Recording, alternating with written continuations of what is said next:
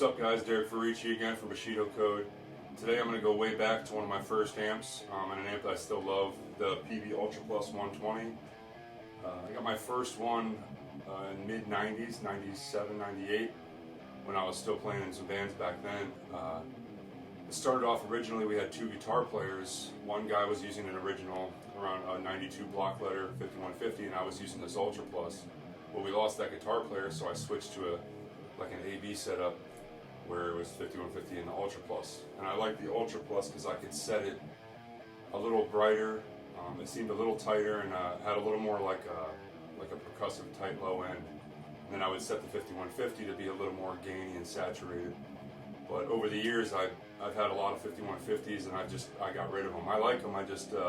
This has always been my favorite Peavey, and I always end up with one in the stable, no matter when. So I got this one recently.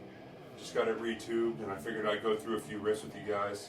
If anybody's curious, it's still kind of a sleeper amp, but they're killer for anything from thrash metal, rock to like straight modern metal. So let's run through a few riffs.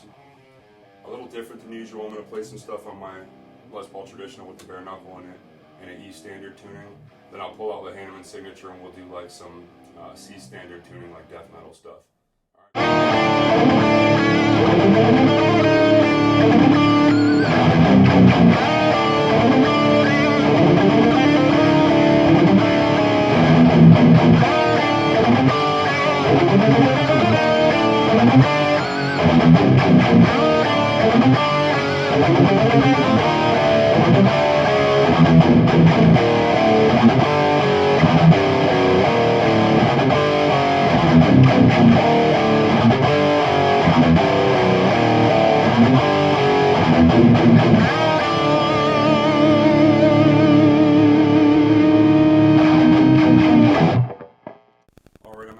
Controls on the Ultra Plus. You got a resonance switch that's tight, medium, and loose. That's kind of like an abrupt sag switch. It's pretty cool, with the full and half output switch. You got your master volume and your reverb. It has a really nice onboard reverb. I use pedals, but it's there if you need to use it. It has a global EQ, edge, body, and bottom, so you got your treble, middle, bass, and that controls the ultra and crunch channels.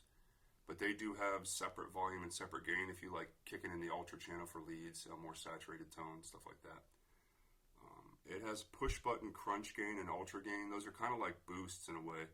I always have them in. It gives the amp a lot more character. A clean EQ with a bright switch, and then your main volume, and then high and low inputs. The amp is cool if you know the Ultra Plus. It's red when it's on the lead channel. It turns orange when it's in the crunch channel. It turns green when it's in clean, but I don't have that foot switch hooked up that way. So